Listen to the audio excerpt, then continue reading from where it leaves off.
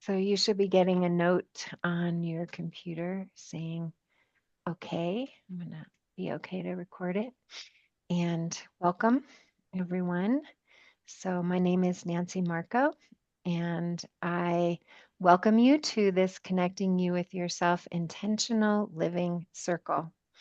And I truly, truly appreciate you showing up and being part of this free online community.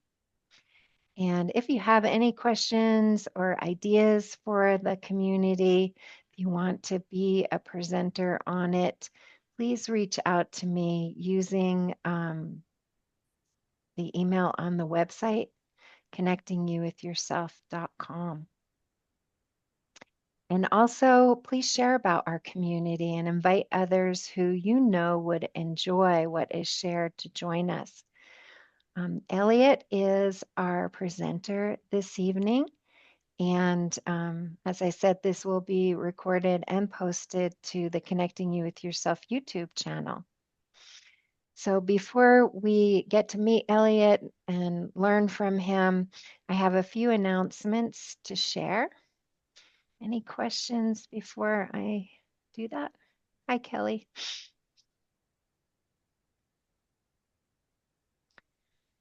All right, so just reminders of how to support yourself and others during the circle time to show and demonstrate your understanding of the importance of diversity.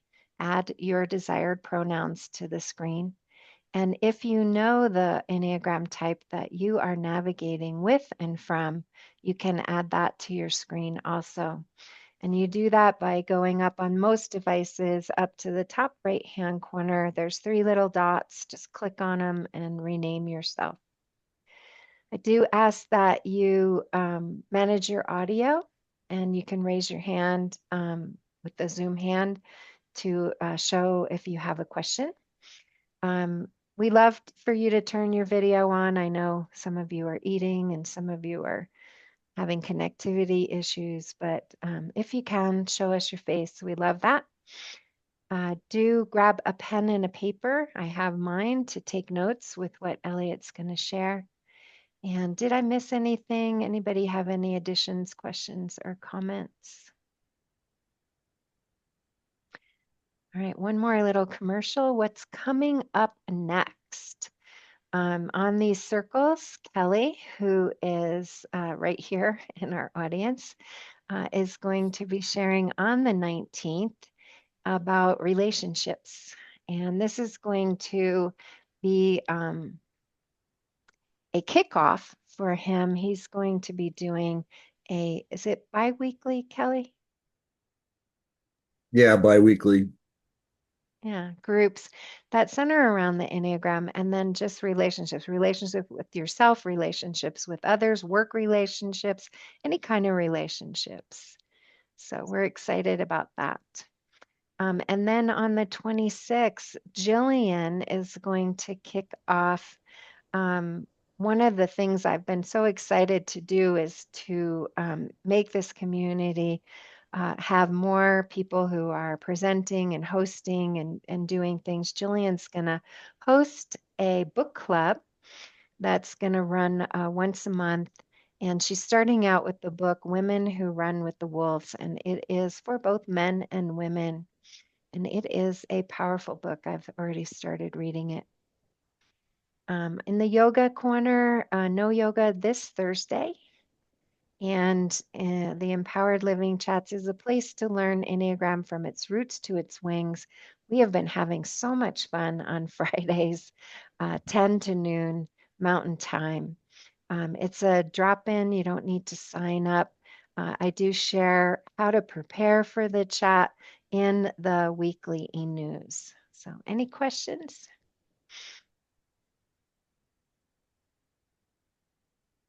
All right. So Elliot is a beloved member of our community. He's been here a while, and he is also a spiritual teacher, a storyteller, and a mystic. And he just revealed to me he also knows a lot about astrology and the Enneagram. So I'm excited about him coming back and sharing with us on that. Elliot shares in his bio he briefly attended medical school but left to pursue a calling towards spiritual liberation. Good choice, Elliot. He hosts Talking Truth, a podcast featuring heartfelt interviews with individuals about their Enneagram types. And on the screen, I put the little picture of Elliot when he interviewed me. So I feel really blessed. He also has discussions that challenge prevalent Enneagram theories and concepts. Elliot, let's see, Elliot is currently working on a book that explores the deeper spiritual principles of the Enneagram, teaching them through timeless and universal archetypes.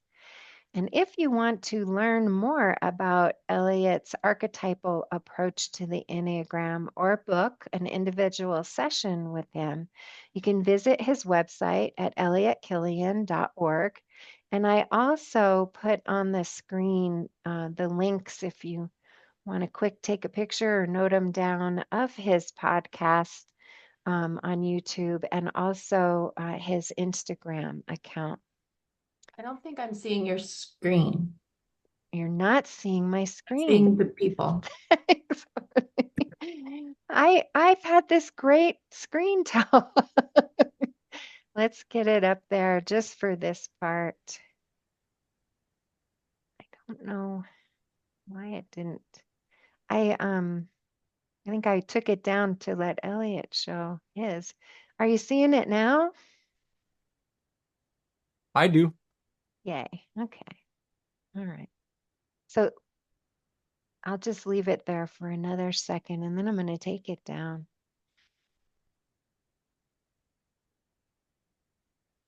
Anybody still need it?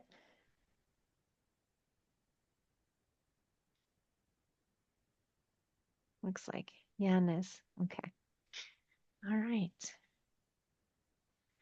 So, with that said, Elliot, I'm passing it over to you. Go ahead and take over and tell us about fears and desires.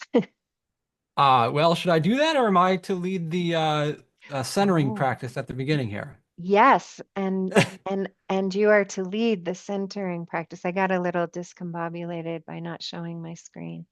Sure. I'll miss having you do it because I love your format, but I'm going to try and kind of stick with the general principles and add something that, maybe is a little relevant to the presentation, what I want to do today. So Perfect. invite you to sit and maybe feet on the floor, palms on your thighs, and I'm going to mute my video here as we go through this. You may or may not want to do the same. So palms on the thighs, facing down. Just invite you to take some deep breaths and really start just with a curiosity of what type of breath feels good. What feels right to you? What feels relaxing? And noticing what that is and where that comes from. I think having the palms down kind of naturally brings attention to the gut center and enables us to get more in touch with a deep belly, a deep diaphragmatic breath. So notice what depth and what time of inhale and exhale feels good for you in that center. And even if you want to get curious with breathing through the belly, breathing through that diaphragm, see if you can notice that the belly doesn't only go forward, but we can breathe in a way that also expands our back as well.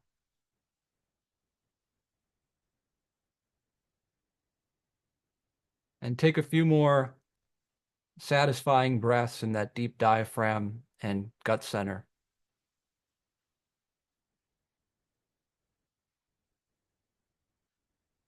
Next, place your palms up on your thighs.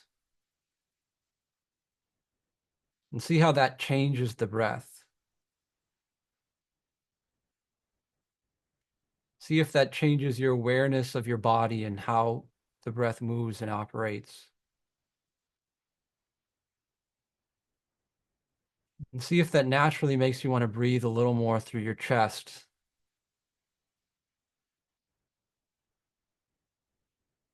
And then feel that breath expand up through your chest and bring some more energy to your head center.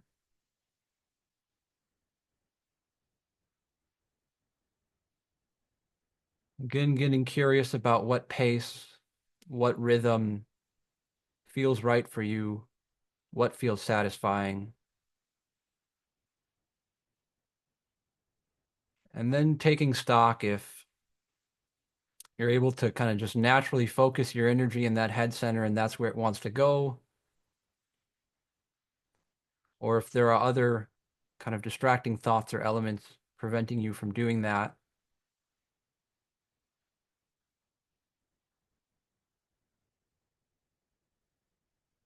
And if there are, a head center practice you could do is just to label them and let them go.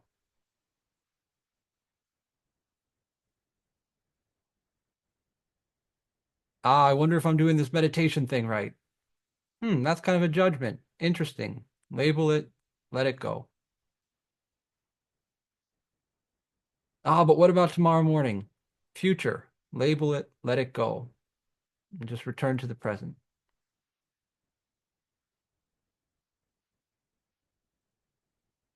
Next, cup your hands one on top of the other and bring your attention to the heart center.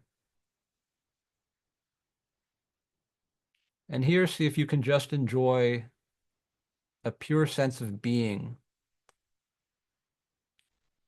Perhaps the mantra to repeat is just holding on to a sense of I, not as a struggle, not as a I can't think anything else, but just see if you can get acquainted with and feel in the heart some sense of I before other thoughts and ideas arise. Just a pure sense of being, a pure sense of I-ness.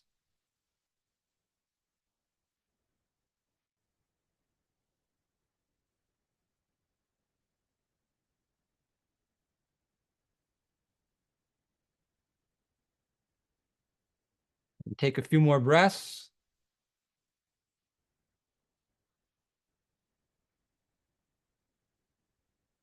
And then open your eyes and we'll get into the presentation.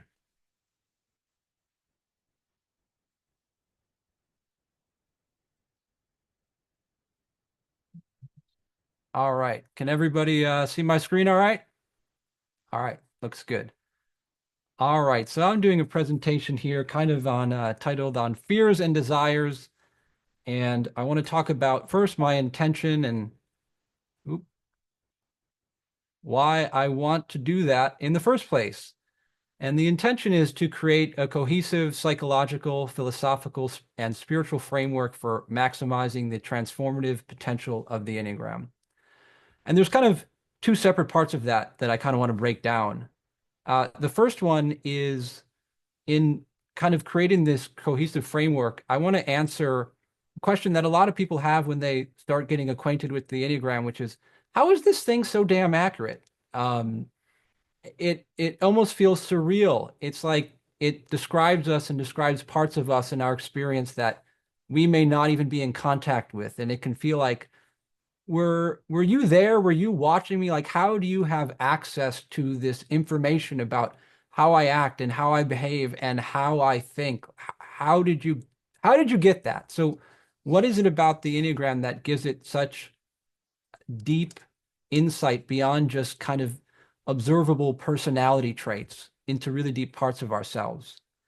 And then secondly, in terms of maximizing the transformative potential of it, I think we can all come to Enneagram or personality systems with different goals in mind. Maybe we want clarity about a relationship or job or career or parenting strategies or maybe we want to figure out the type of our favorite role models or celebrities. But I think underneath of all of that, we want some transformative potential. We want that more surface level information to figure out how to create some peace, some love, or some joy in our lives. So that's the two parts of the intention that I want to aim at in this talk. Why do I want to do that in the first place? To create this cohesive framework. First, the Enneagram is becoming more popular. We all know that. Personality sites brag about how they have over 500,000 people take the test in the last 30 days. And particularly during COVID, there was a huge spike in Google and whatnot, and people searching for information about the Enneagram. And, with that kind of increase in popularity, there's a tendency to just take over things we know about other personality systems and think that's also how the Enneagram should operate. So there's kind of a tendency to view things in terms of novelty rather than transformation. And as such, we kind of take our other conceptions of personality and throw them onto the Enneagram. We kind of rush down into using it in certain ways and asking a typology like the Enneagram, well, what type am I most compatible with?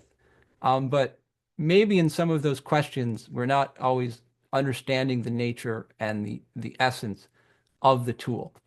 Um, so but this is not only for beginners. I assume that I'm probably not talking to just Enneagram beginners, but there's a lot of kind of general Enneagram questions that come up that I think show a need for that cohesive philosophy and framework to really explain the Enneagram. And one family of those questions are the questions that relate to what's my type? And that whole family of questions. Can you be multiple types? What about wings? Is it one or both? And does it have to be adjacent to that type? And what about these lines? Is it a stress point or a growth point? Are they good or bad? And what about tri-types and all that stuff? There's a whole family of questions that have to do with typology. And then secondly, we discussed this a bit actually at the beginning of the presentation, but there's a question about what's going on with the whole spiritual thing and the Enneagram. And sometimes secular people want to know, like, the Enneagram seems insightful, but can I get it without all this Jesus stuff and Christian baggage? And Christians want to know, well, the Enneagram seems insightful, but is it a cult? Is it pagan? Is it allowable?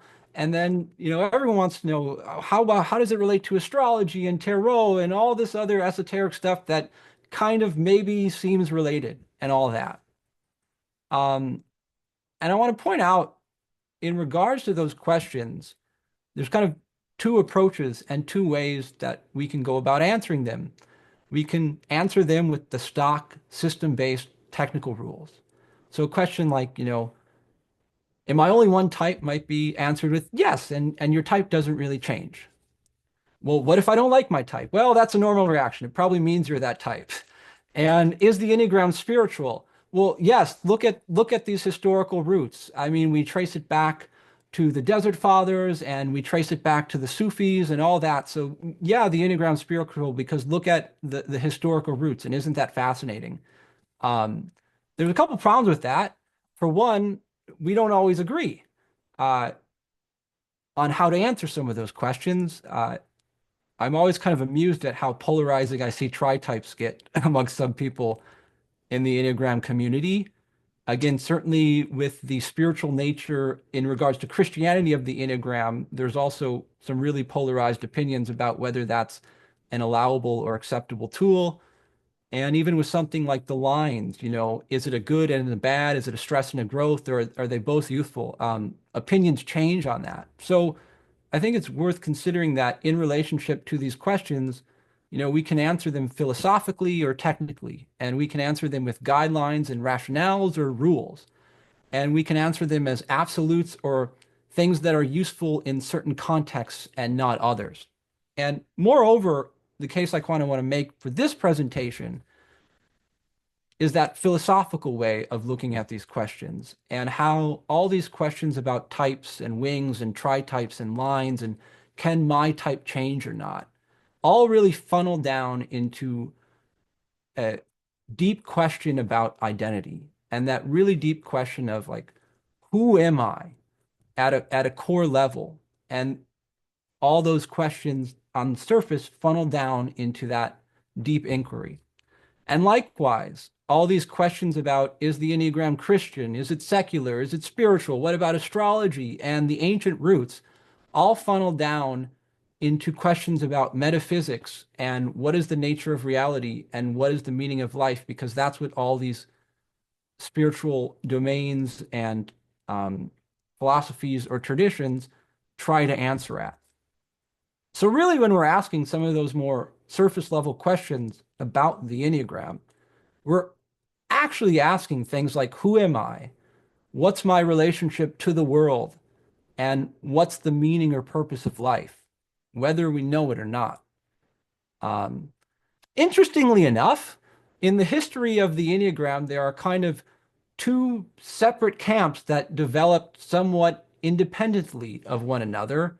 And roughly speaking, you could say that they each focus on one of those questions and try to answer it.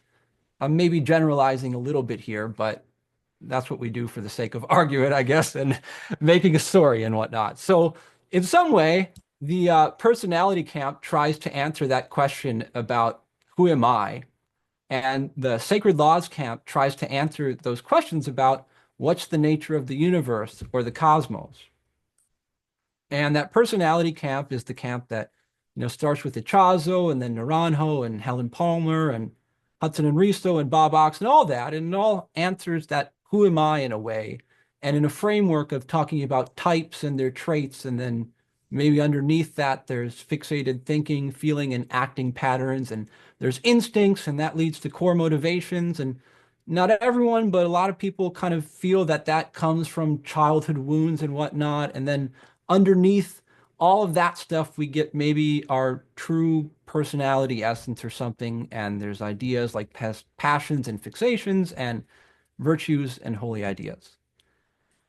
Then, kind of in a different domain, we have the Enneagram of Gurdjieff, the Enneagram of sacred laws that, he's said contain all the knowledge held within the cosmos, and that this Enneagram is a symbol of infinite applicability, and that everything in the universe can be mapped onto this Enneagram. And just generalizing, we'll get to this a little more deep later, but we have that symbol recognizing these certain sacred laws. One, a law of unity, wholeness, maybe non-duality, cosmic creation from a dimensionless circle. The law of three, dealing with these kind of three forces of how things come into being. And then the law of seven, change, dynamic, cyclic processes of transformation. And as I said, Gurdjieff said that everything in the universe can be mapped onto the Enneagram, and a lot of people are really kind of obsessed with doing that. We get musical scales mapped onto the Enneagram, and dance and sacred movements embedded with real concrete knowledge, each posture and gesture representing some cosmic truth. And there are books about mathematics and the Enneagram, and astrology and the Enneagram, and tarot and the Enneagram, and the stages of alchemy and the Enneagram, and there's that Kabbalah thing kind of looks like. So there's so many things getting mapped on to the Enneagram that also kind of try to speak to the nature of the universe. But how to reconcile these two Enneagrams? That one, again, that speaks to maybe the question of identity and who am I, and then the one that speaks to the nature of the cosmos. Now, it's interesting to point that these camps don't always find common ground, and according to some people, there's not really a way to synthesize and reconcile them. So I want to kind of go into those perspectives of the people who would argue against it to kind of further come around and make my case that that's actually precisely what we need to do. So people on the personality kind of only side of the Enneagram would tend to see the symbolic Enneagram, as I quote here from the back of a book, an esoteric tradition with a freight load of distractions. And I actually quite like this book as kind of a psychoanalytical, it goes into a lot of depth about the Enneagram types and their psychologies and stuff, but it comes from that very heavily oriented psychology background So again, the author kind of brags that her goal with this is to unburden the Enneagram of its metaphysical connotations and demonstrate it as a tool for psychological growth. So in short, I think people on the personality side would tend to view that Enneagram as being useful and practical, and the Sacred Laws Enneagram being somewhat, unfounded and superstitious and kind of hocus pocusy. Um, on the other side of the equation, those on the Gurdjieff camp can view the Enneagram of Personality as a monstrous New Age deception. And there's a blog post here that I'm going to share bits of just because the individual is rather spirited in their writing, and it's kind of entertaining to bring this point across. So for Oscar Ichazo, we'll say he writes, the father of the Enneagram of Personality, Oscar Ichazo, is perhaps the culprit most responsible for the bastardization and violation of perennial wisdom. And of Claudio Naranjo, a rather unintelligent individual by my estimation. His greatest success was convincing the Enneagramites that the ego, the lower self, was something divine and worthy of embrace. Riso Hudson, etc. The final step in the cascading degradation of perennial wisdom is found in the company of the contemporary Enneagram personality occult leaders. And of you, the Enneagramites, here to learn about the Enneagram.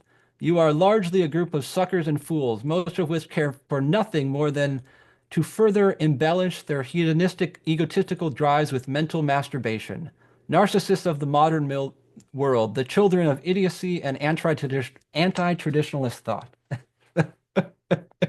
So, in short, in summary, those heavily on the sacred laws side of the camp might tend to view that Enneagram as the one that is profound and revelatory, and the Enneagram of personality as something that is just kind of mundane and superficial.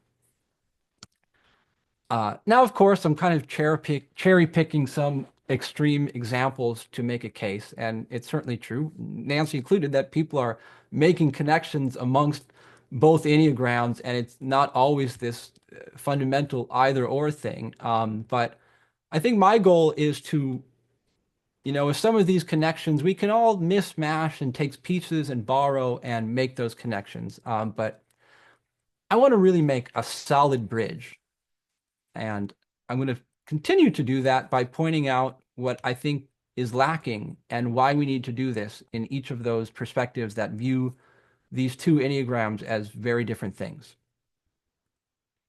So what are first the limitations of just viewing the Enneagram through this personality type lens? One is over-identification. And I think that this is still well known. Everybody talks about it, or a lot of people do on this Enneagram side of personality, but it's still kind of hard to break out of it without that deep philosophical nature and understanding of the roots of identity. We talk about maybe your personality identity and then your personality essence or something like that. And we try to use language to get around that, yet it's still kind of hard to get away from just identifying as this thing. And some of the issues associated with identifying as a type or something like that it can become an excuse for our behavior. I'm like this because I'm an 8, so freaking deal with it. Your problem, not mine. Or we can grow a dependency on the system. What type am I compatible with? And maybe that's not the best question to ask. We should be asking deeper questions about how we relate and how others relate than just looking for what type should I be with, or as this type, what career should I have? So in that sense, these labels kind of become, rather than a tool for self-understanding, something that limits self-understanding by confining us to a more narrow view of ourselves. And it also can mean that in trying to reach that final question about who am I, we just go on this never-ending quest for labels that describe us, and they become more elaborate and more complex because we're trying to answer that question through an identification lens. The second problem with just, say, the personality way of looking, I think, without going deeply into kind of a philosophical, spiritual understanding, is like some people would criticize the modern medical system, it can kind of lead to a lot of diagnosis without solution, or the idea of sick care versus health care. We can get really good at diagnosing where certain types get fixated or where they get stuck, and how some are histrionic and how some are manipulative and how some have, narcissistic tendencies and all that. But what's the way out of that? We can get really good at labels and saying what's wrong, but what's the narrative? What's the growth arc? What's the pattern? So similarly related, you can read a lot of those kind of more psychologically oriented Enneagram books, and I've always found them a little lacking because you get about 4 or 5 pages for a type that, spell out everything that's wrong with them. And then at the end, it's like, well, if they go through years of therapy and, self-reflection, like they can maybe be all right. And it's almost like that alcoholic thing where it's like, once you have the disease of your type, you always have it. But if you do enough therapy, like maybe there's a little hope for you that you'll be a normal person at the end of the day. So I want to make the case that unless we bridge those two understandings of identity and nature of reality, our personality fixations are actually just endless. They never end, and there's really never that sense of wholeness that maybe we're looking for. And I'll use Jung here kind of as an example because he's kind of the archetypal figure of depth and healing and right shadow work and going into your shadow side. But he actually has a pretty big shadow in his own right. So he's well known for having multiple affairs with patients and colleagues. So I'll just kind of share a little quote from an article about that. Prone to angry outbursts, Jung had numerous affairs and exhibited no consideration for his wife's feelings about them. He would have his longtime mistress and former patient, Antonia Tony Wolf, visit him in his marital home whenever he wanted, frequently appearing in public with her and taking her on trips abroad. He referred to Tony as his other wife. Emma apparently tried to divorce her husband 3 times, but each time he would get sick or have an accident, forcing her back into devoted wife mode, believing that he would fall apart if she left. So again, this kind of framework that just says we do this work on our fixations and then our personalities are whole, I think it's lacking that metaphysical nature. And again, I'm going to suggest that our personality fixations are actually endless without that.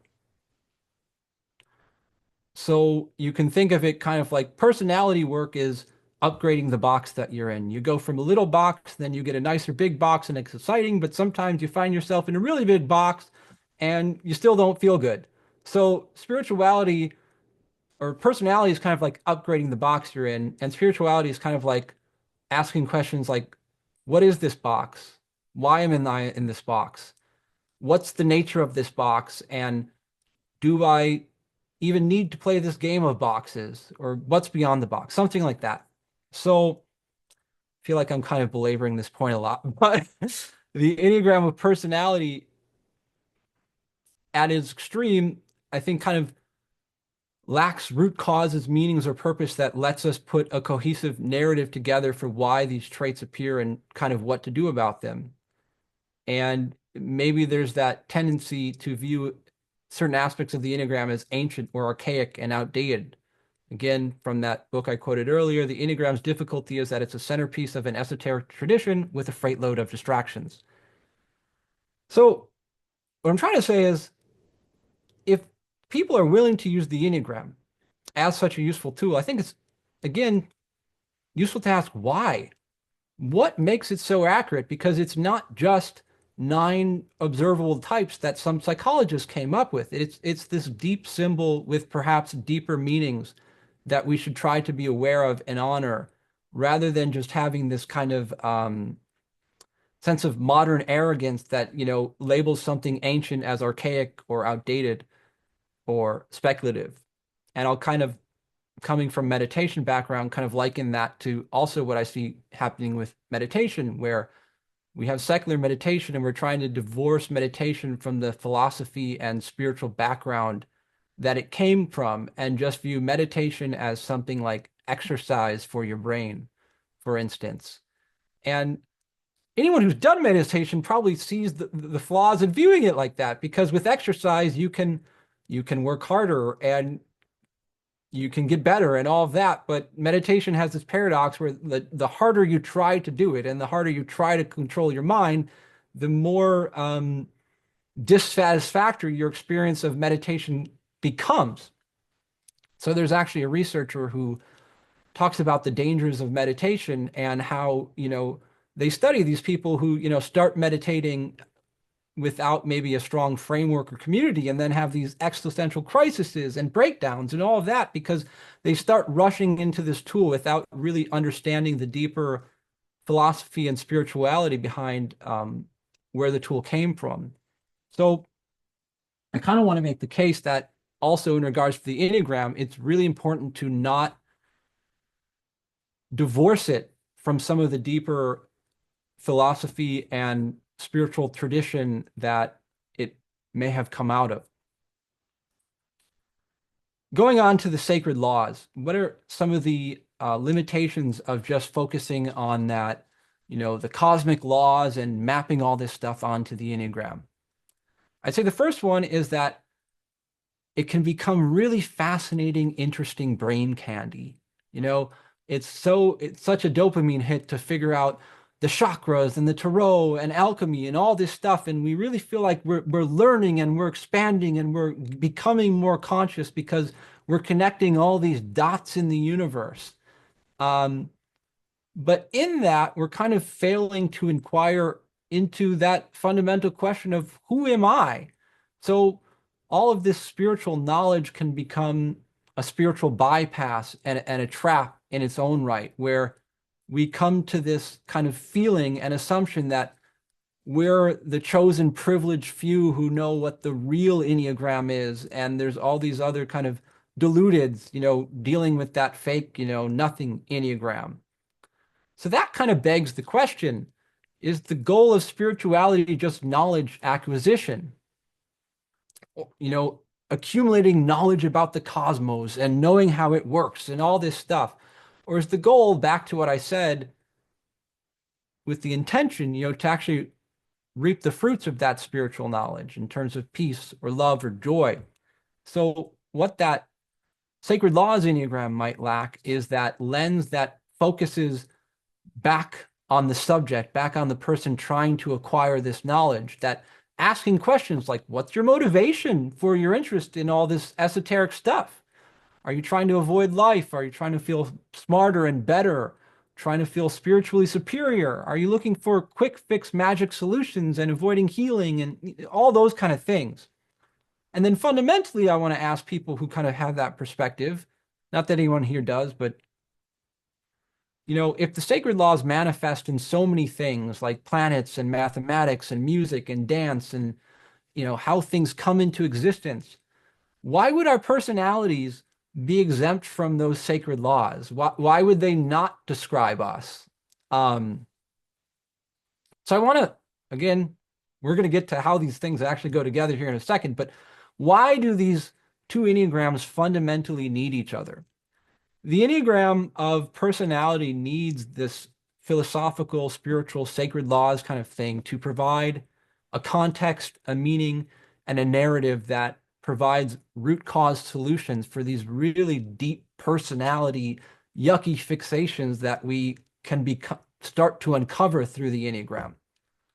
And the Enneagram, sacred laws and spiritual knowledge and all that stuff really needs the Enneagram kind of a personality to make us actually question our motives, so that when we're on some spiritual path, it just doesn't become gaining knowledge, but we avoid certain pitfalls and traps and delusions that are part of it.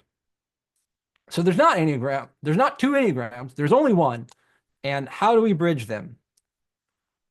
Well, the whole point of this talk is kind of to suggest that the bridge between these two Enneagrams and their two fundamental questions, the question of who am I and what's the nature and purpose of the universe, is fear and desire.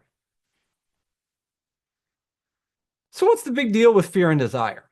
You probably know that it's part of the Enneagram of Personality or the Enneagram of Psychology. And in that sense, you can think of fear and desire as being kind of the roots of the personality. Like we have these traits and tendencies, as more externalized things. And then these personality types with their traits and tendencies have certain strengths and weaknesses, and those are kind of dependent on certain patterns of mechanical actions and fixed beliefs and emotional reactivity. And then underneath all of that, we have these fears and desires. So fears and desires are kind of like our axiomatic assumptions that we just carry with us. I'll kind of go into what, how to kind of think about that. So we have these traits, like I consider myself hardworking. Well, it's like, okay, why are you hardworking? What's going on there? Well, I don't know. It makes me feel good. I don't want to have some boss telling me what to do. I like money. Okay, so why do you like that? Well, I like to be in control of my destiny. Like I like some sense of control. I want to shape my destiny. And then can you go deeper than that? Well, why do you like to control and shape your destiny? And some people might say, no, like, what do you mean? Why don't you want to control and shape do you want someone else to control and shape your destiny? So it's like those fears and desires of, the control, this kind of talking about an eight thing. It's like that's as deep as you can go before you start being like, isn't it just self-evident? Or perhaps you can go one layer deeper and go to fear, and you can answer a question like that, in terms of saying something like, well, why do I want to be in control? Why do I want to shape my destiny? And we reference some past memory of not being in control. And, like, well, when I was a kid, this happened, and God, that was hard. And I don't ever want that to happen again. But beyond that, fears and desires about the deepest that we can cognize about ourselves and our emotions.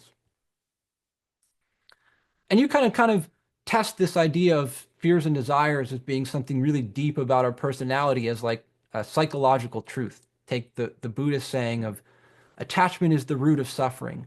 And there's this story framework that I laid out here that we can always probably all fill in our personal details to play around with this idea of this. I wanted this, I really wanted to be successful and liked and all of that. And I was afraid of that. I was afraid that if I didn't do that, I wouldn't have value and I wouldn't be attractive to a partner and I wouldn't have worth. And I suffered until I realized, operating in this kind of schema made me, people please, and it made me put on a fake mask, and I, became really unhappy. And it was cathartic, when I let go of. It was cathartic when I realized that's not the approach I want to take. I'm actually just more happy if I express my natural, creative, authentic self, whatever. So I think everyone can fit in their own personal details to this. It's really a fundamental aspect of being human. And that framework also is a framework that is essentially about fear and desire. So we can think about fears and desires as being like the deep part of the unconscious that we're not always aware of. But what bubbles to the surface is our likes and dislikes and our preferences and all of that. And again, in some understandings of the Enneagram, that might be as deep as we go. There are these fears and desires that each type has, this core set of motivations, and type 8s have theirs, and type 4s have theirs, and type 5s have theirs. And those kind of things mask our true self or our true essence or our true personality. And those fears and desires are kind of things that we picked up in childhood and their childhood wounds. And, if we can just heal some childhood wounds, get over some social conditioning, then we can be more psychologically at peace in ourselves and whole in our essence. But I want to kind of go beyond that understanding and answer, what does fear and desire have to do with the universe? Maybe I've kind of spelled out how it relates to a bit to that question of who am I, but what does it have to do with the nature of the universe?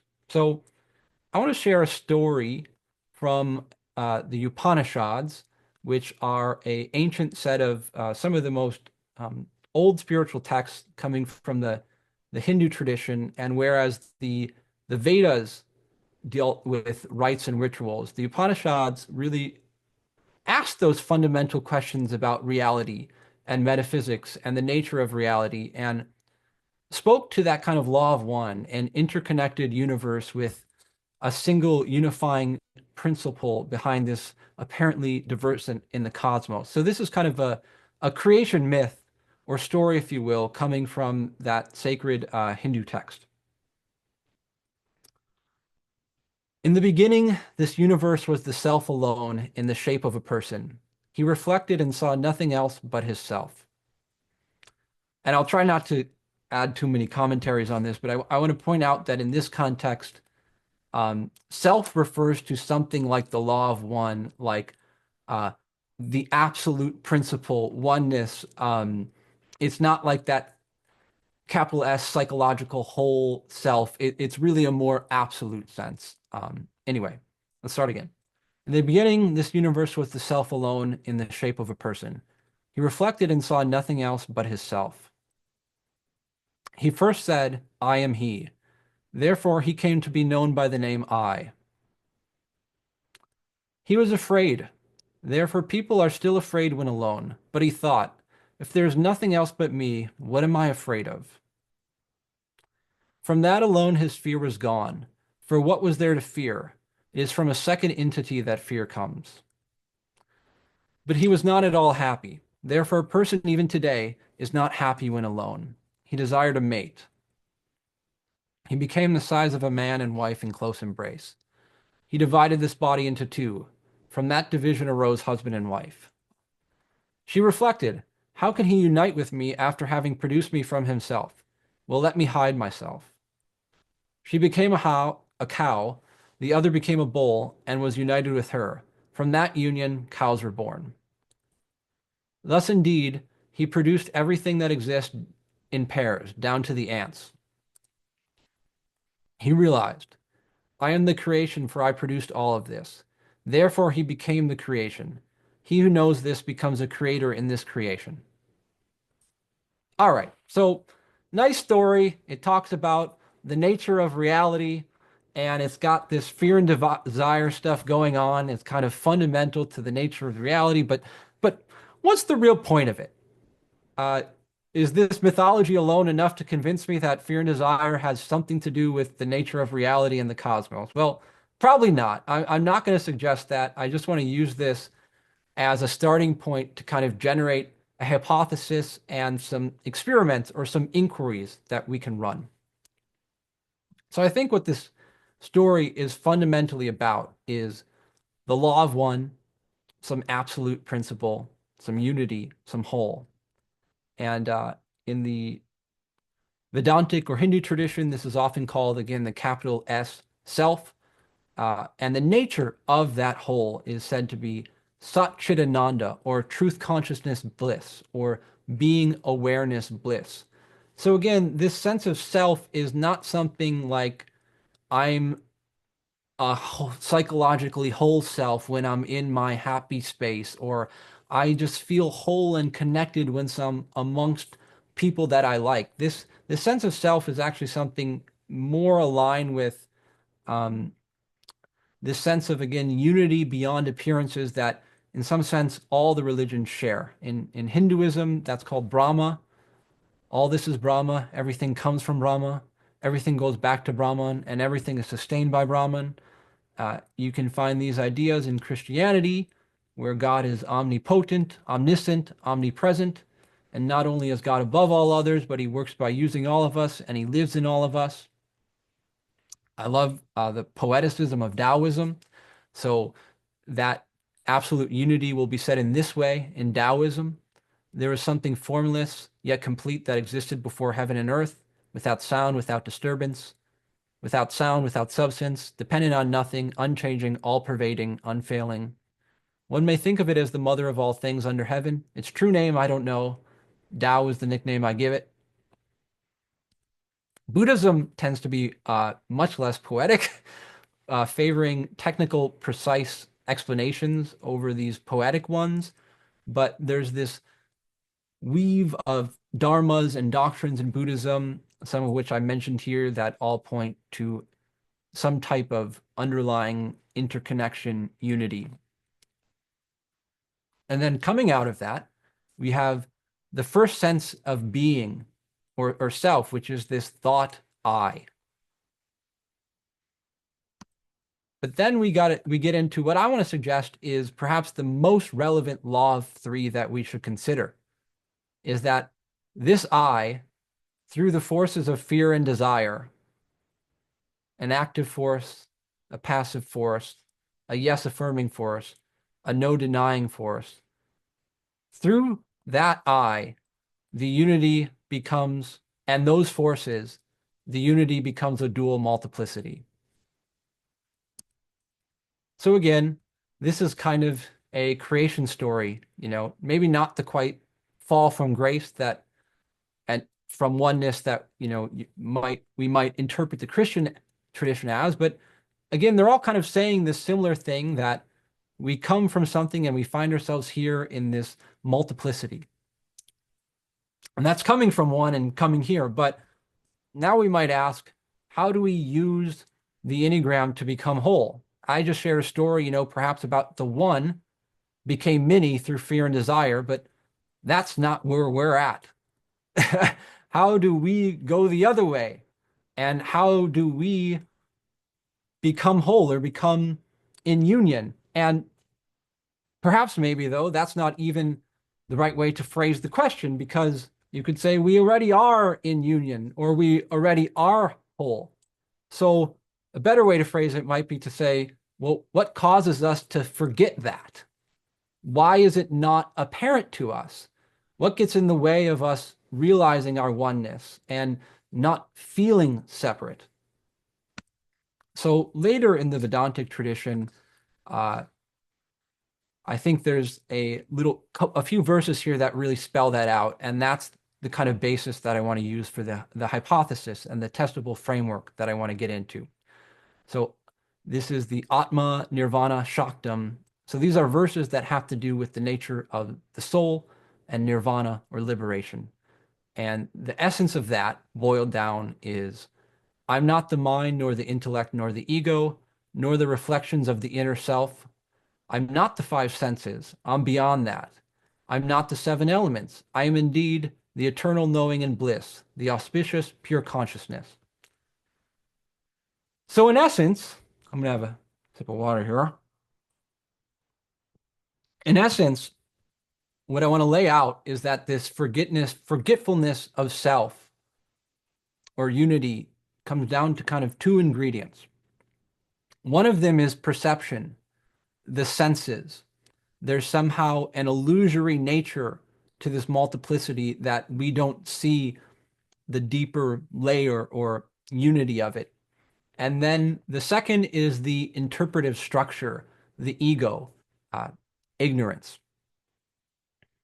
And again, going back to that Upanishad, we saw a little bit of what that was hinted at when she reflected. How can he unite with me after having produced me from himself? Well, let me hide myself. So in Hinduism or Vedanta, that parallels with this concept called Maya, or illusion, which is said to be kind of a obscuring force that creates the illusion that this world is independently material and real, as opposed to coming from this unchanging absolute, or Brahma. And again, we might ask, well, great, that's a nice theory, but where's your proof? So because I think our perceptions and our assumptions are so deeply ingrained in this way of seeing and in our senses, I'm going to spend probably a good amount of time here going into how to think about and how to approach these ideas of Maya or illusion by going on this kind of journey and inquiry of asking questions like, do we really see reality as it is? And again, if you're interested or familiar with the Enneagram or not, I think it would be pretty easy to figuratively answer that question as no. Like, of course, we don't see reality as it is. We see it through our type lens. We see it through our perceptual cognitive biases. We see it through confirmation biases. And, we see things differently in a kind of metaphorical sense, right? Some of us see the glass as half full, some of us see it as half empty. So, of course, we see reality as it is. We just don't necessarily interpret reality as it is. But I want to go a little deeper into that maybe assumption and ask, but do we really see, in a more literal sense, reality as it is? So this is a quote from one of my favorite mystics, Ramana Maharshi, that takes a much more literal statement on that question of whether we see reality or the world as it is. The world is nothing more than the embodiment of the objects perceived by the five sense organs. Since through these five sense organs a single mind perceives the world is nothing but the mind. Apart from the mind, can there be a world? All right, so that's a lot to digest. So I want to go into, again, some more scientific inquiries to question the nature of reality and what we see, because that plays such a deep role in our assumptions, in our personalities, in our stories, and in the frameworks of how we approach life. So, what do we got here? Someone give me a break from talking and see if you can tell me what we got going on here. What is this? You mean an apple? Okay, wow. Thank you. All right.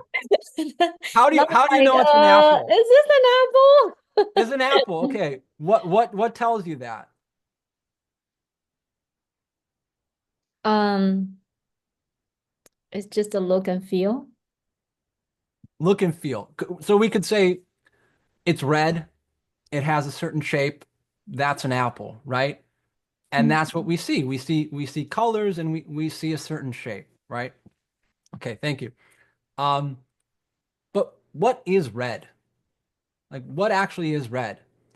Red is this complex photochemical process. And red is when a wavelength of about 700 nanometers hits the photoreceptor cells in our eyes. And we see red. Red appears to us. We say that, but in actuality, these cells in our eyes reflect that wavelength and absorb other colors of the spectrum, and that's why we see red. And then from there, the photoreceptors or L cones transform light waves into electrical signals, and these electrical signals are transmitted through the optic nerve of our brain, and that gets processed by the visual cortex, and we see red. All that's going on, but all you see is this. So, in some sense, you could say, compared to the richness of reality, we see like this really blurry, fuzzy, pixelated approximation, maybe. We don't see light waves and all this. We see red. What do you mean? What is this? Right? It's almost a silly question, but it's interesting to think about. On a deeper level, let's ask, what is an apple? I know it's another absurd question, but bear with me here. On one level, we could say that this apple is food, right? It has something to do with biology. It has energy. It has carbohydrates. In the case of an apple, a lot of digestible carbohydrates, sugars, and some ingestible carbohydrates, fiber. We don't see carbohydrates. We see this. Now, what are carbohydrates? Now we're in the domain of chemistry. And we could say that a carbohydrate, such as sucrose in the apple, is some combination of carbon, hydrogen, and oxygen elements. C12, H22, O11, whereas pectin, the fiber, is C6, H10, O7. Does anyone see carbon, oxygen, hydrogen? Nope. We just see this. Now on to physics. What is a carbon? What makes that different from a hydrogen? What makes that different from an oxygen? Well, these elements are arrangements or atoms, and they have protons and neutrons that give them atomic mass, and they're surrounded by an electron cloud. We certainly don't see that. We just see this. And as it turns out, you and the apple are made of the same stuff. You're also made of carbon and oxygen and hydrogen and all this stuff. Now, I think even at this level of analysis, you might ask, well, is that what you're talking about in unity and wholeness?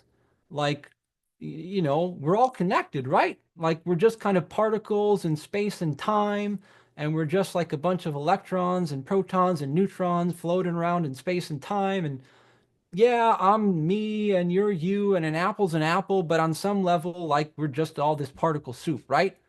And I think some people think that that's unity or wholeness. Famously out of that comes the first law of thermodynamics. Energy can't be created or destroyed.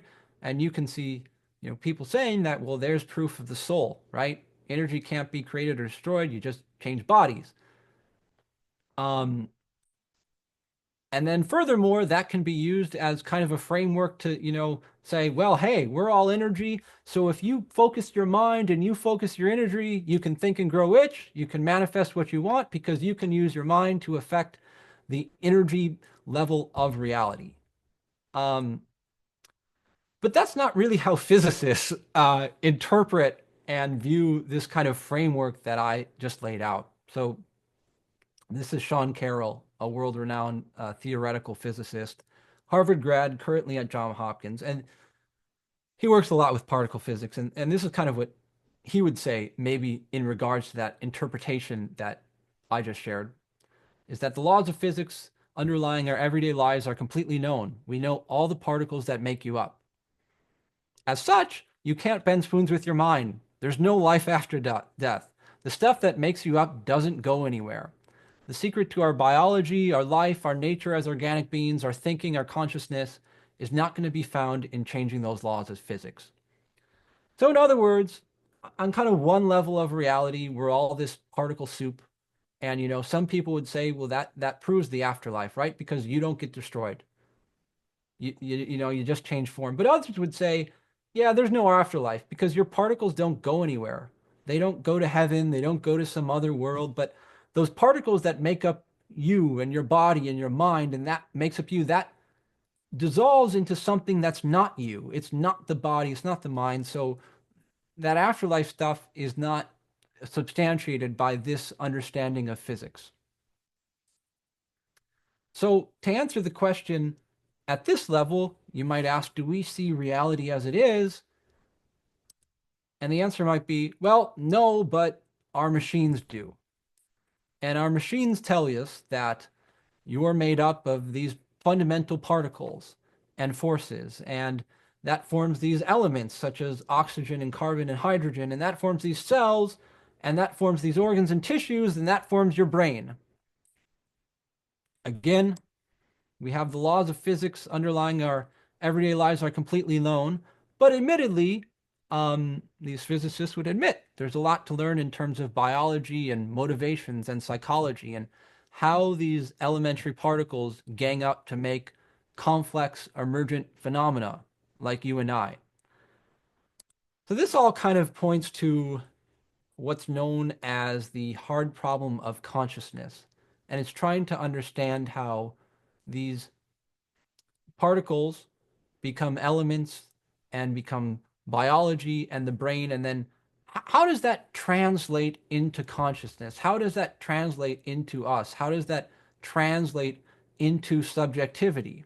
In other words, kind of how does this physical brain, which is objectivable and describable in terms of lobes and whatnot, give rise to conscious experience, which is something that's private and subjective? How does how do lobes become morality and love and aspirations and values and perspectives? And then kind of fundamentally, why do some collections of particles and forces have self-awareness and consciousness while others don't? And that actually turns out a really hard problem to solve. And it's far from being solved, though some people say, we're getting close, we just haven't quite figured it out, but this is the right framework where we know the physics, we know the chemistry, we know how that becomes biology, and now we just got to reach a little further on our scientific ladder of understanding and figure out this consciousness and this personality thing and how it arises out of our biology, materialism, right? But given the failure of fully grasping this nature of consciousness, some people are questioning What if consciousness is fundamental? What if everything else is emergent out of that? Which then begs the question, going deeper into this inquiry about the nature of the world and the sights and the senses and how reliable they are in relation to oneness. Do our machines even see reality as it is? So I got a YouTube video that I want to share that's going to kind of display, talk about this issue, and the graphics and whatnot would do a better job than I would. I'm going to need some feedback. The slit experiment defies our understanding. Are you all able to hear this? Yep. Okay, good. Oh, how did we get there?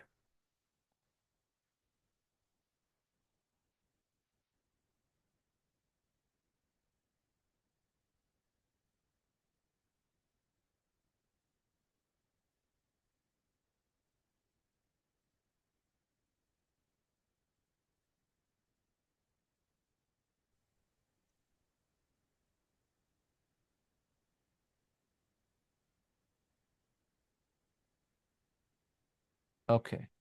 There you go. The double slit experiment defies our understanding. It involves a laser shooting beams of light particles called photons at a screen with two parallel slits. If we mark all the spots where the photons hit the second wall, we should expect to see two strips to correspond with the two slits. But that's not what we see. Instead, we see an alternating pattern of light and dark bands. This is characteristic of the behavior of waves that pass through both slits simultaneously, interfering with each other to create the pattern on the second screen. The bright lines are where the top of waves meet, resulting in a more intense or brighter area on the screen. The darker bands are where the top of one wave meets the bottom of another, so they cancel each other out, resulting in a less intense or darker area on the screen. Here is a photo of a real interference pattern. The original double slit experiment was conducted in 1801 by British polymath Thomas Young. Since then, it's been performed with various types of particles, including electrons, and they were found to behave in the same way. This phenomenon occurs even if the photons are fired one at a time, which suggests that the photon is interfering with itself as it passes through both slits at once. Physicists were so stumped that they decided to observe which slit the particle went through. And that's when things get really weird. When scientists used a measuring device to observe the slit that each photon passed through, the interference pattern disappeared, and the photons started behaving like particles. Instead of the spectrum of light and dark bands, we see two bright bands, indicating that the photons chose one slit or the other. So light can display characteristics of both particles and waves, known as wave-particle duality. It appears that light decides to behave as a wave when it's not being watched, and acts like a particle when it is being measured. The mere act of observing which slit it went through changed the behavior of the photons, almost as if they were aware they were being watched. It's kind of like how in a video game, the environment and objects only load when the player focuses on or interacts with them. The entire world isn't rendered all at once, allowing the game to save processing power and optimize resources.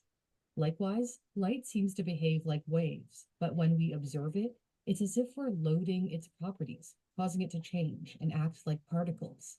Physicist Richard Feynman famously said, "The double slit experiment is absolutely impossible to explain in any classical way, and has in it the heart of quantum mechanics. In reality, it contains the only mystery." The most widely accepted theory to explain this phenomenon comes from physicist Niels Bohr, who proposed that particles like photons don't have definite properties until they're observed. So in the case of light, photons exist in a wave-like form representing a range of possible positions until they are observed. When we measure or observe the particle, we force it to choose a definite state, behaving like particles.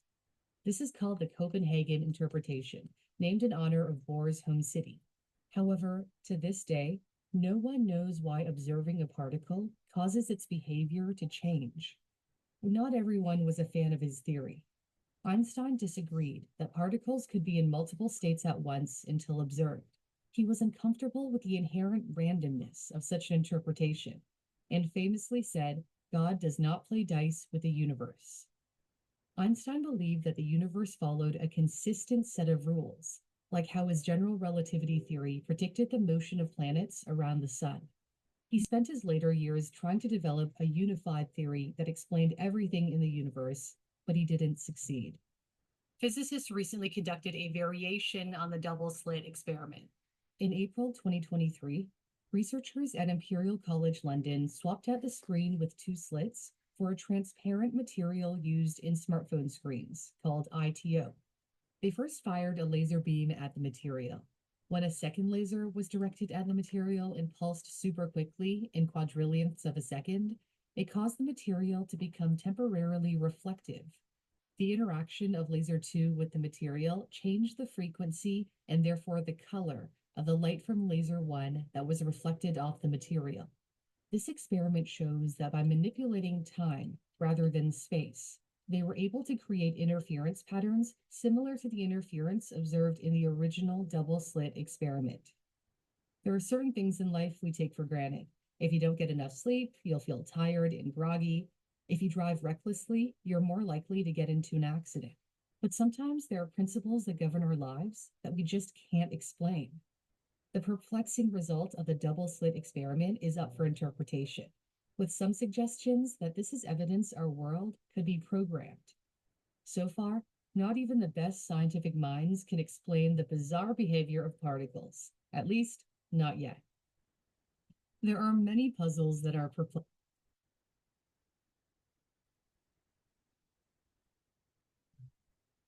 All right. Okay.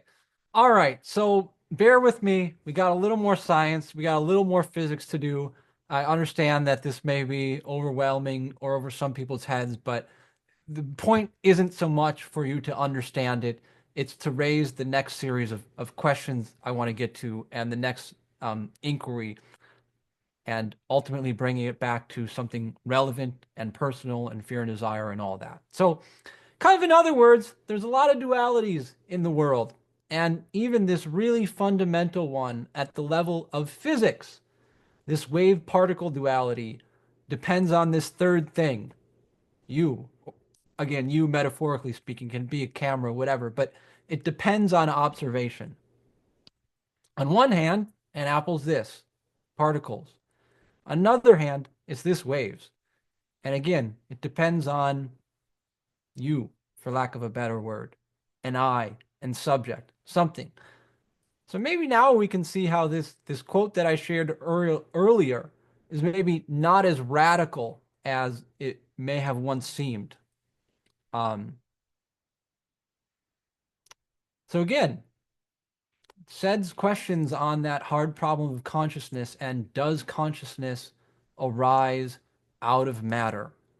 Or perhaps now we can start asking, what if matter and duality, subject, object, body, mind, all of that exist within consciousness?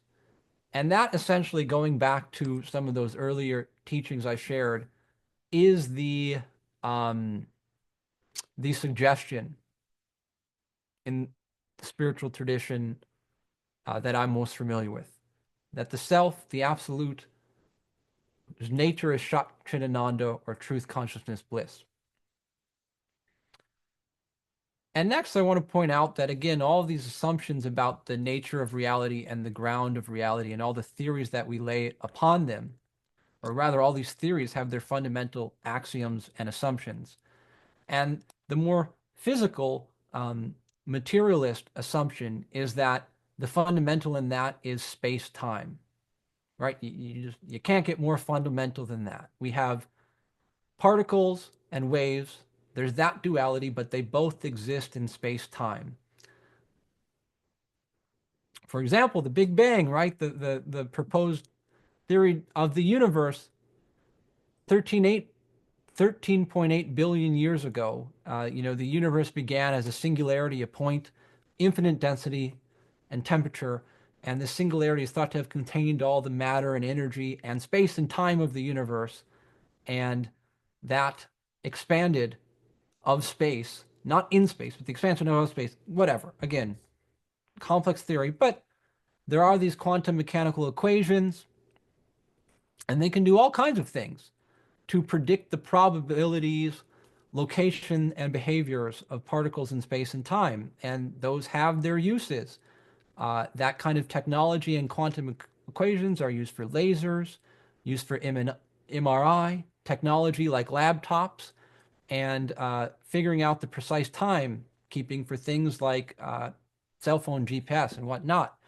However, perhaps interesting and relevant is now even physicists are questioning that fundamental assumption of space-time. And here one, Nima Hamid, is kind of well known for saying provocative statements like space-time is doomed, or he talks about the doom of space-time and how some of these equations that are so useful in predicting probabilities that we use for technology like MRI and whatnot, that how some of these space-time equations of quantum mechanics actually break down at around 10 to the negative 23.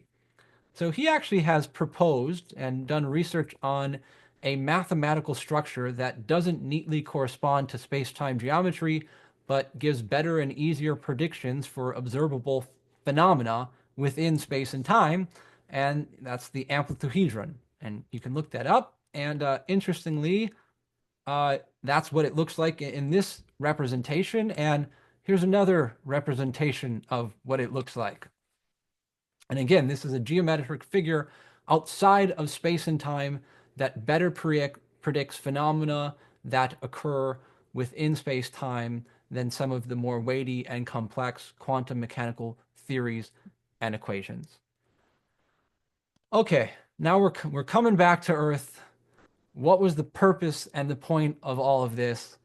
What conclusions can we draw from it? I actually don't want to say there's too many conclusions to draw from it.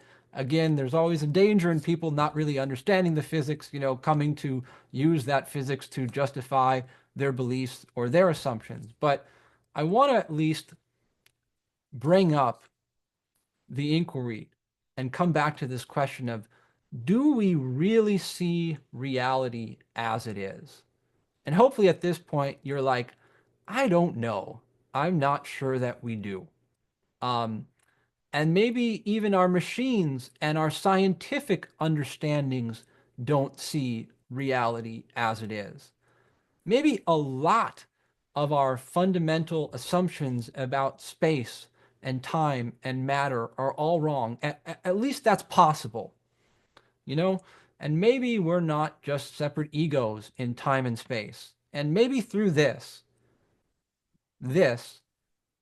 becomes this. And what if even this, is actually just a reflection or comes from something like this? It's like the reality. There's so many lenses and perspectives, Certainly. Yes. and when we use the word reality, real. Yes. I mean, what is real to you? What is real to me? There's a personal reality, there's a collective reality on the fundamental, like a community reality. Then there is maybe a cultural reality. Then Yes. there is a bigger, like national and like North America reality.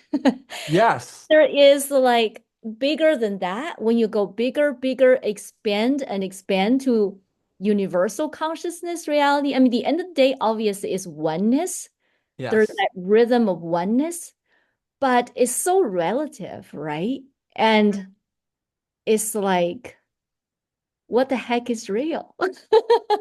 Thank you. I actually love that. That's like almost the perfect transition to kind of the next inquiry and kind of why I wanted to even go through all this complex stuff in the first place, which is not to come to this like definitive conclusion, but to start asking more questions again back on ourselves. And it's like, why are we living off of images and forms that may not reflect the deeper truth?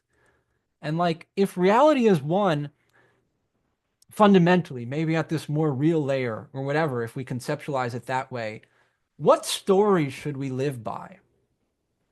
Should we just live through our ego lenses and our personality lens of fear and desire, if in actuality the absolute is some timeless, eternal Tao kind of principle that even is beyond space, time, and particles and all of that? Should we live through this little ego personality fixation lens? I So know. again, that kind of So hard to get out of the box. well, it And stay is, out, but and stay out there. I take yeah. it out for a little bit and I come back. Well, that is the next part of the equation, the next part of the forgetfulness of self. Hopefully, we've gone enough into the perception aspect of it and the senses and the illusion of it. But now, what of our interpretation? What of the ego? What of ignorance? So again, the knowledge isn't enough. You know, we actually have to run this kind of experiment and this proposal ourselves, because even everything we just talked about, and oneness and the amplituhedron and the enneagram, all of that actually fits back in the law of three and back in this kind of duality where we're the knower and we have knowledge, and then we're playing with that in terms of a process of knowing or what we already know. So I, one knower, might say I have knowledge that the world is material, and I back up that with my particle physics.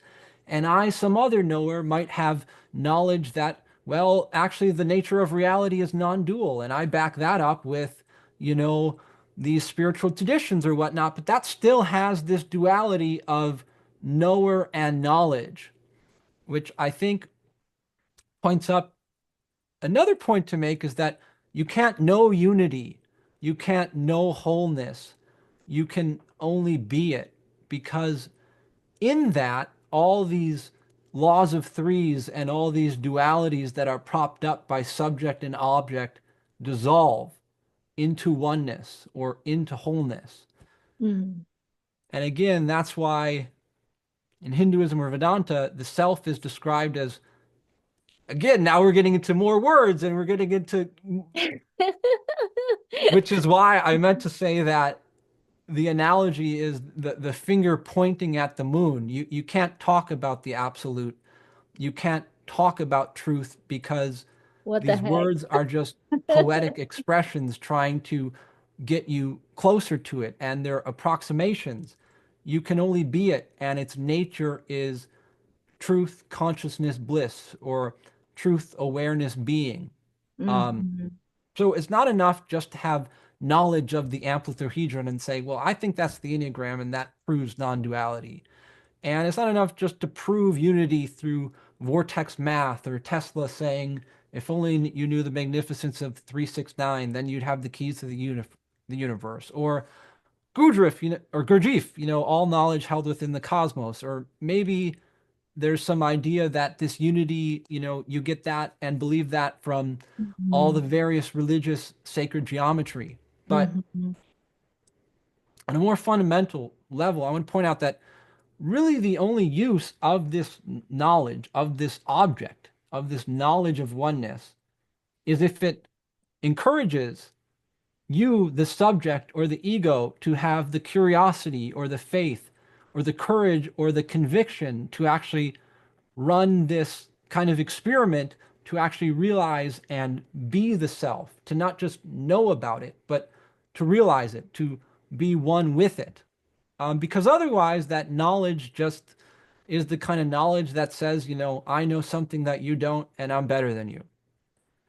So, really, we fundamentally, if we want to know something about the nature of reality or the universe, again, we have to inquire back into that knower, into that subject. And what is that subject and what is it based on? And if reality is one, maybe we'll just consider that as a possibility. Well, how should I think, act, and relate? Or maybe conversely, when I act like I'm separate, what does that create in my life? And why does living one way or another create suffering? So, on like a big picture level, we can say that fear and desire create this ego because they're fundamentally illusions. Again, going back to that Upanishad, we have this idea that he was afraid. But when he thought, if there's nothing else but me, what am I afraid of? From that alone, his fear was gone. For what was there to fear? It is from a second entity that fear rises.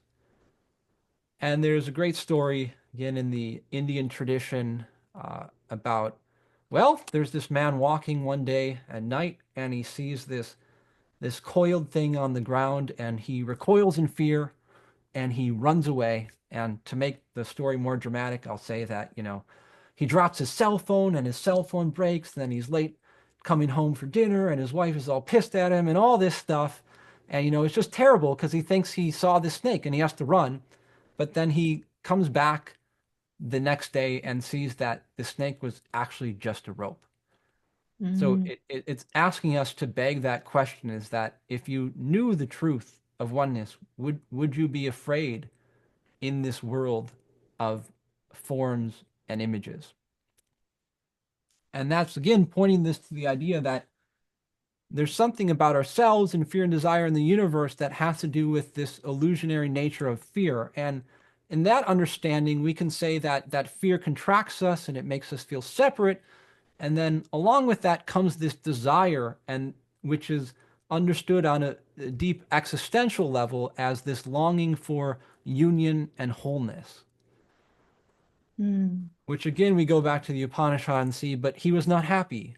Therefore, a person even today is not happy when alone. He desired a mate. And then we get kind of this representation of yin yang and masculine and feminine.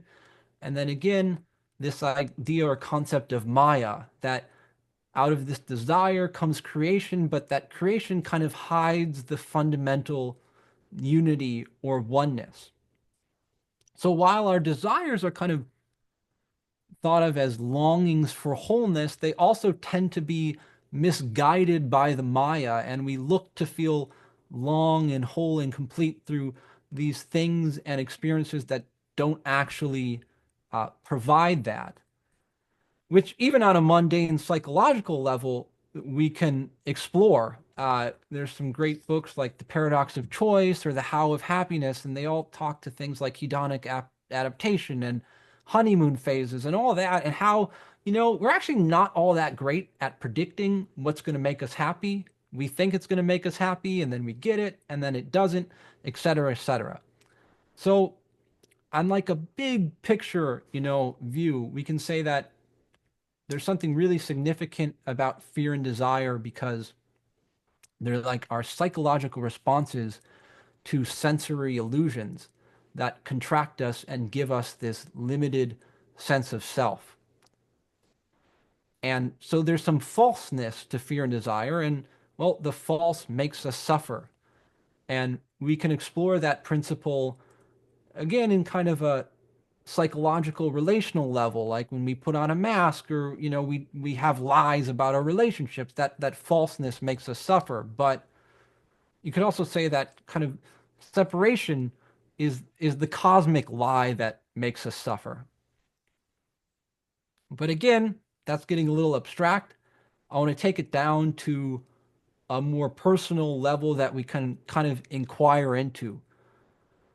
Why does this ego feel real? Okay, maybe it's just this cosmic, illusion, separation thing, but why does it feel so real, and how should I approach it and understand?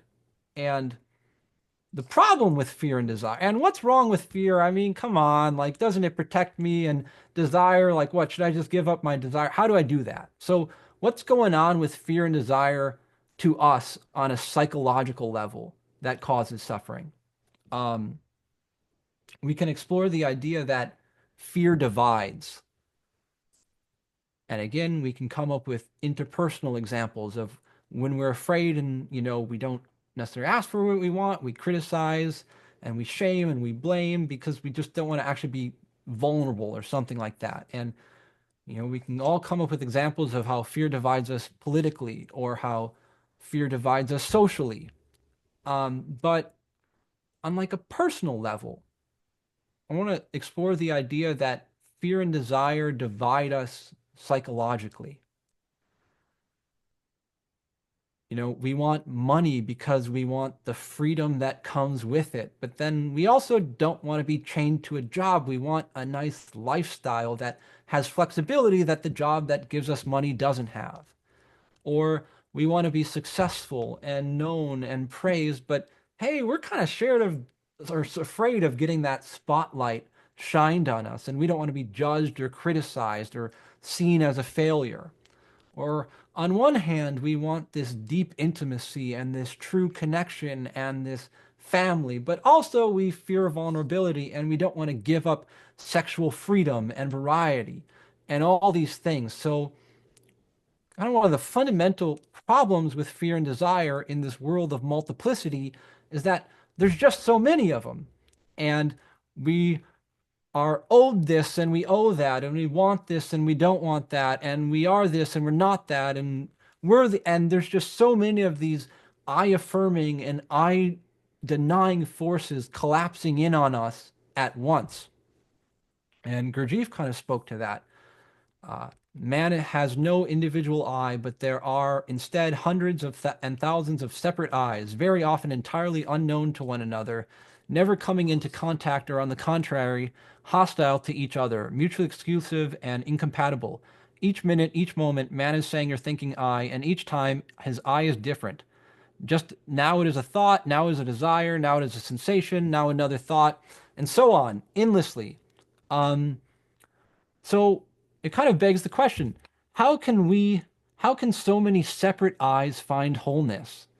Our I's are like different fears and desires tugging at this rope, pulling us in simultaneously in all of these different directions.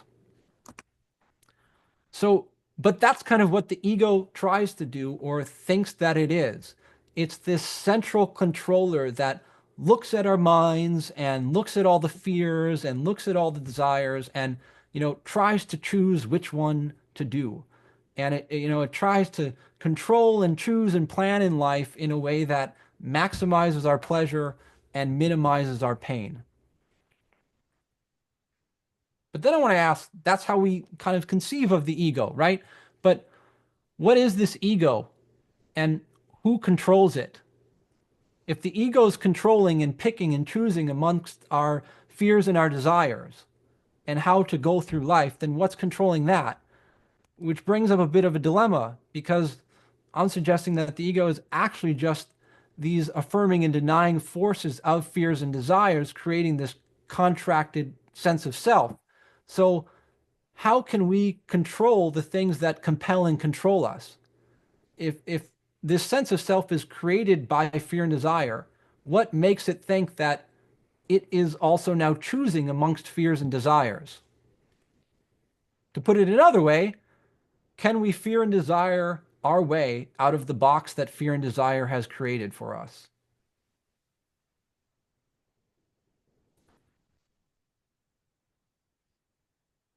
Can we fear and desire our way to wholeness? And I think if you deeply go into this, you'll see that this separate self, this ego, which feels real, which says I, is actually just these two forces, or many forces, depending how you want to look at it. This active force, this denying force, coming together to create some point of centrality or feeling of that. And in a nutshell, that's karma.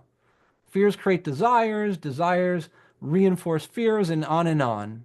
And, fear creates one desire, but then the desire splits into minis, which creates more fears, and it is an endless loop of samsara, or wandering and drifting, at least until we kind of see that illusion for what it is. So I've kind of presented a framework where fear is that passive denying force, desire is that active affirming force. But then, of course, if you're familiar with the law of three, right, there has to be a middle way or a reconciling force between aversion and attachment and fear and desire and resisting and seeking. So what is that? That's love. And love is how we align our personal stories with the nature of reality that is a wholeness. Um, so again, we can think of this idea of how fear divides and love unites as a truism that kind of works on different layers of understanding or reality. And we can think of how love unites us maybe in an interpersonal or romantic or relational sense, whereas fear divides us. And we can think of how love might unite us in a social or a political sense of how fear and desire might divide us. But also, we can think of how love might unite us in terms of a personal or a psychological sense. And again, if this ego is this kind of illusionary master controller trying to pick amongst a multiplicitous and infinite amount of fears and desires that come into our experience as a separate self, you might want to ask, in surrender, how many eyes are there? If you say something like, Lord, let thy will be done, how many competing voices need to control and manipulate reality? If you say, Lord, make me an instrument of your peace, how many eyes and how many choosers need to exist in that situation? Really just one. So in love, karma dissolves. And in surrender are many eyes that are cast out into the world of names and forms, actually just solidify back into that one eye of pure being. And that's what's kind of meant and said in phrases like, I and my Father are one. Or in Hinduism, this idea that Atma, the individual soul, is Brahman. And back to that Upanishad, he first said, I am he. Therefore, he became known by the name I. It's that sense of I before fears and desires, before names and dualities and concepts and limitations comes. That is kind of that gateway to something beyond conceptualization or words or understanding.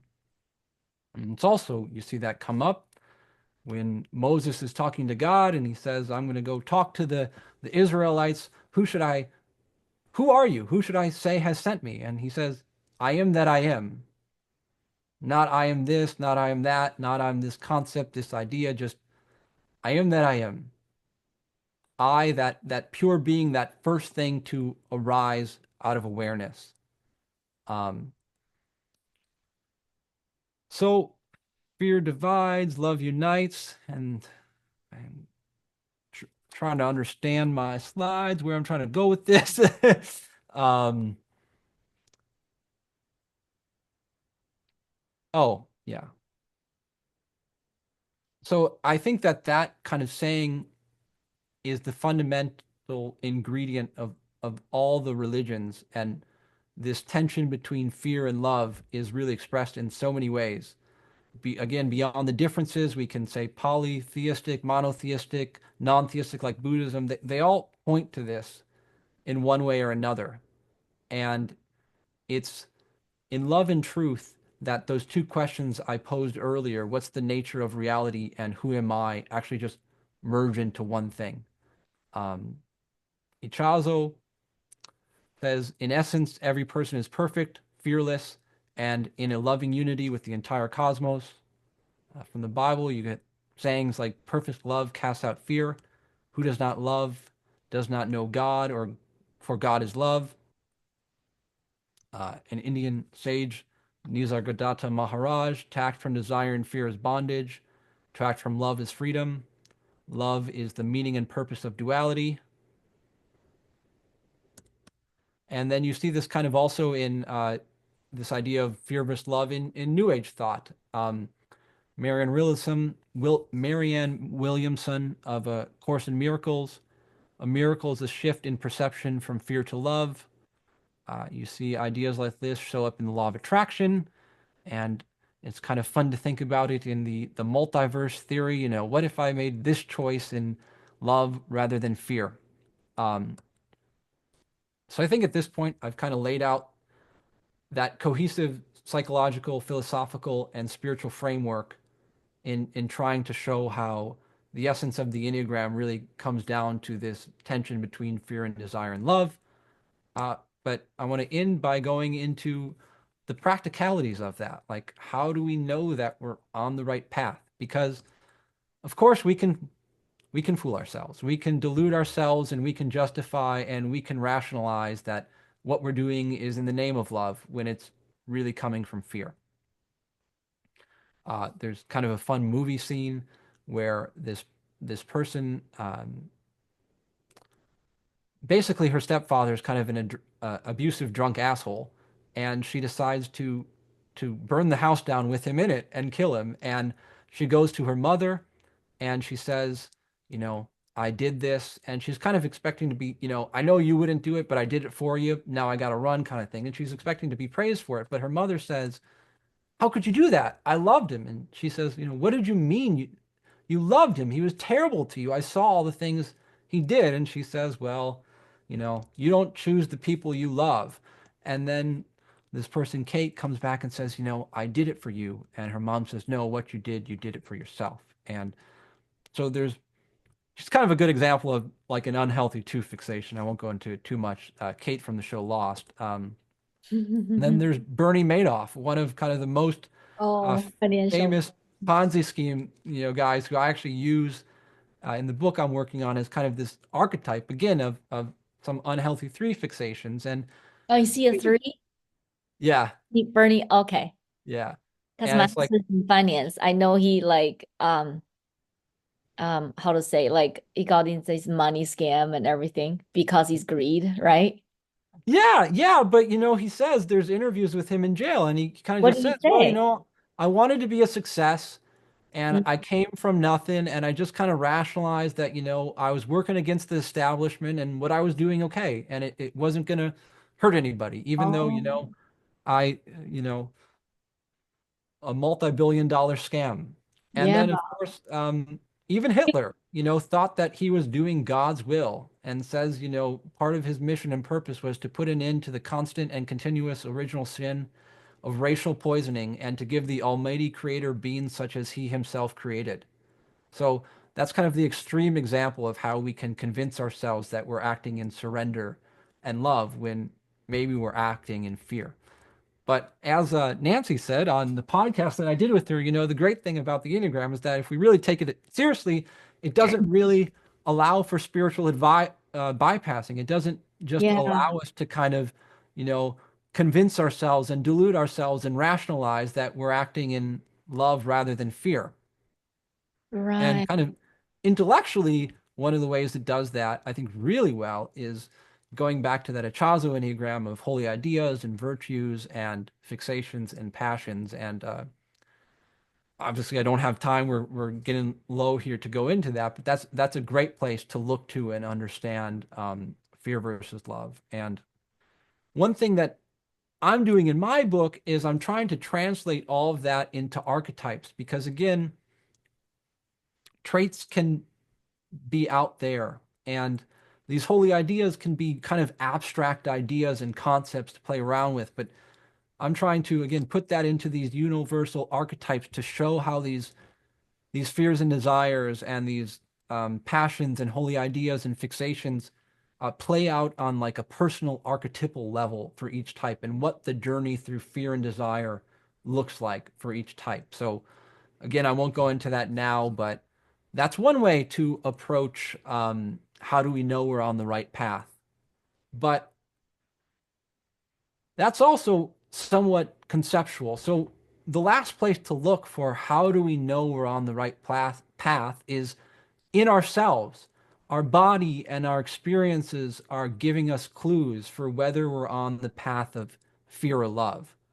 And that's where we can look into the centers of intelligence. And I think it's useful to understand that, it's commonly taught that the gut center is a center of anger and the heart center is the center of shame. And the head center, people say fear. I kind of prefer anxiety on that. Just for the sense of, there's like biological fear, if something's coming that we all react with, which is just the nature of the body. But I think anxiety points more to the stories that we tell ourselves that are ongoing, that are something we can inquire into more, whereas we don't necessarily want to or need to just get rid of, like, oh crap, a car's coming, maybe I should move, kind of thing. So for that reason, I prefer anxiety over fear. And likewise, for a similar reason, I kind of like to think of the gut center as having rage as being more an 8 thing and resentment as being more a 1 thing, because there are perhaps moments for more clear, pure anger that are appropriate, but it's really those stories that catch us, that are more the concern. So those are the fear contracted states in the body and the results of those fear stories that we live out in each center. But to that point that I made earlier, about how being disappointed that sometimes the Enneagram really spells out the negative and doesn't necessarily give the path or the way to the positive. I want to raise the question is that if we choose love over fear, then what happens to anger, shame, and anxiety? I mean, or are we just endlessly having to deal with them and develop coping strategies and go to therapy because there's just a never ending anger and anxiety and shame? So I don't think that's the answer. Let's explore phrases like Rumi. That which is false troubles the heart, but the truth brings joyous tranquility. So if we're moving from fear to love, then another sign in the 3 centers is that you get to, in the biblical sense, uh, taste the fruit of the Spirit, or peace, joy, and love. So they're kind of updating the 3 centers. I think a useful way to look at it is in fear and desire, you experience anxiety in the mental center. You experience shame in the heart center. You experience that rage, resentment in the gut center. And that's part of the separate ego contraction of fear and desire. I feel that so much. You just say that, it was like a trigger. That was how you trigger me. I'm just saying the word. I was like, wow, I just feel that so much. Yeah. It is real. Yeah. But as we move into love and truth, you know, there can be joy in the mental center. There can be love, relational love in the heart center, and the gut center can be a place of peace, not a place of rage and resentment. And then, so that brings up kind of another triad and another triangle of free, where there are these fruits of the Spirit as we move from fear to love, and that is, or truth, and that's love in the heart, and joy in the head, and peace in the gut. And if you really take that far enough in terms of dissolving fears and desires and surrendering, that's when all these centers kind of align, and you do actually, for yourself, get to know that nature of reality as consciousness bliss. And not much more can be said about it other than that. Because nothing else exists in it other than that. I wish I feel that all the time. I really do. Well, like, you don't want to feel that all the time, but I can't strive into it. I can only surrender to it. That's right. That's right. So in a nutshell, what's kind of the hypothesis and some of the takeaways? All comes from one. Our forgetfulness is due to perception and illusion and interpretation, the ego or ignorance. The senses create an illusion of separation, kind of transforming that oneness into a multiplicity of names and forms. The ego maintains it through fear and desire. We can dissolve it from moving from fear and desire to love and truth, but you got to take a leap of faith to do that. And the signs of that are synchronicities, doors open that you didn't know were possible, that fear kind of blinded you to. On splendor, just sometimes being in the same place that you were when you were in this contracted fear state, but now you're not there. puts it in a totally different light. And then peace, love, and joy in the three centers. But if you surrender to existence, that one eye or many eyes becomes one. And these two questions, what's the nature of reality and who am I, actually aren't two separate things. They're one. And thanks for listening. That's the Wow. presentation. That's a Wow. lot. You're just Wow, a Elliot. fountain of knowledge. Elliot, you're so like all the knowledge, Yeah, well, I'm just grasping glimpse of everything. Obviously I don't have everything down, but it's all very profound. Are you great. a 5?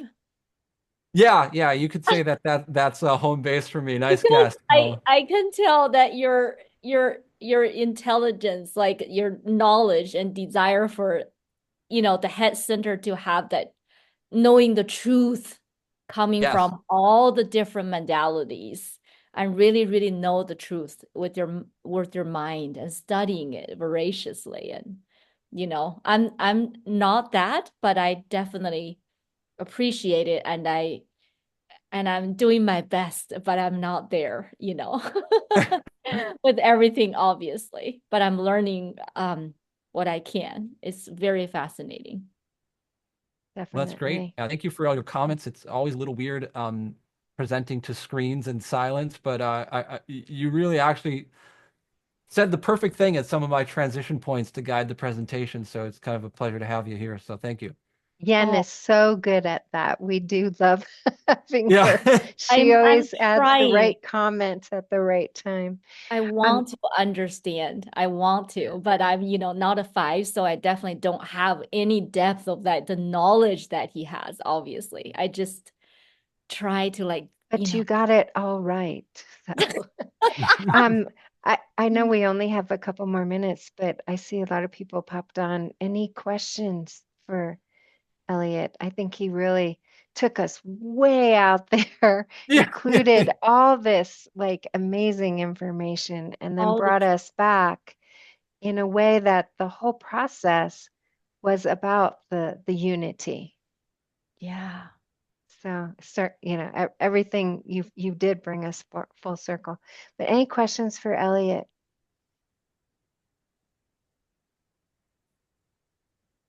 I am thinking of a question, a burning question, but I am afraid we might not have enough time to explore that. One, But I'll say this. I'm happy to stay as long as people want to stay. I don't know what other people's time constraints are, but yeah, anyway. throw it out there, Sang. all right, I'll throw it out there. Do you, do you what do you think is our essence? Is it oneness or love or I'm thinking what Jung said, our essence because we are creation and therefore our essence is differentiation. However, we need to differentiate ourselves from the dualities, from all the opposite qualities. But I have a trouble like reconciling that with, the idea of like we're one and we're love. Yeah. I almost need to write that out and see it in front of myself to really kind of think about it. That's so deep, Sing. You I, go. But I I'm gonna throw something out here. So the Enneagram is 9 facets of love. yeah. So saying it's not that love is one thing, the Enneagram tells us, unity in diversity. Mhm. So it's not that it's just, we don't want to quantify it, qualify it so small that it can't be the all. Would you Yeah. would you agree? Yeah, I mean there's always a problem with words. But Absolutely. if I had to answer your question, I would prefer to again say that the nature of that oneness is consciousness bliss. And I would prefer to answer that question that way. There are many ways to answer that question.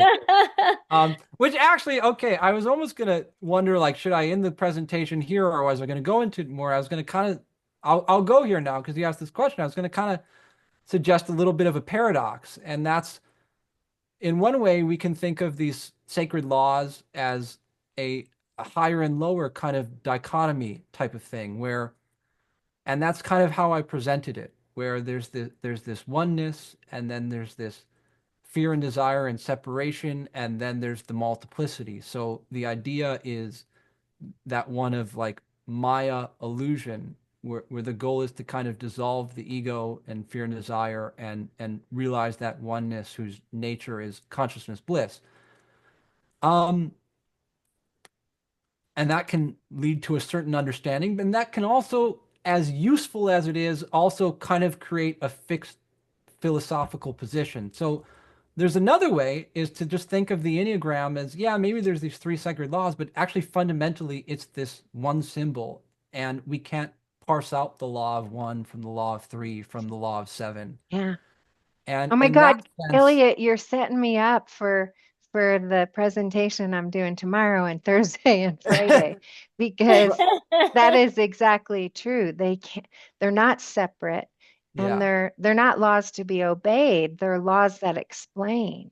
Yeah, so in that sense, it's not as accurate to see the world as Maya as it is to maybe see the world as Shakti, as divine creation, or as Leela, or as divine play. And then that creates kind of this other weird paradox, is on one hand there's Maya and jhana and truth, and on the other hand there's Shakti or bhakti and love. So kind of what's my nature and how should I act is not an answer as much as it is a paradox, which I see you asked it. I'm glad I prepared these slides, but another way I was going to end this presentation was to leave with this kind of idea, is that wisdom tells me I'm nothing, love tells me I'm everything, and between the two my life flows. This idea of be in the Beautiful. world but That is not of it. awesome. Yeah. Yeah. So I love that. they're all fingers pointing to the moon. And the point is not the words and the conceptualizations, but the felt sense of oneness and peace, joy, and love or bliss, where Makes me tingle. if you feel oneness, peace, joy, and love and bliss, like, do you really care about the words and the conceptualizations and getting the philosophy and the theory right? Yeah. I love that. Both you and Nancy, what you both said, really resonate. Great. Glad to hear that. But I mean, And but from a five perspective, the mind seeks the truth. And Mhm. knowing the truth is a facet of love, right? Yes. and yet Facet. for the five has the quality of curiosity and non-attachment to what is. At five, the awakened five is to just hold it in openness, like Yeah. not having to define it or contain it, or I think that's what Elliot was getting to. It's just Yeah. letting it be. Mm-hmm. And I think that I love the how to say, it's like there's different facets of love, right? And Yeah, knowing there's nine from the mind. or And 9 million or yeah, Yeah. and or then 9 knowing billion. that what you presented is the truth from the mind, which is a a facet that is really, really important.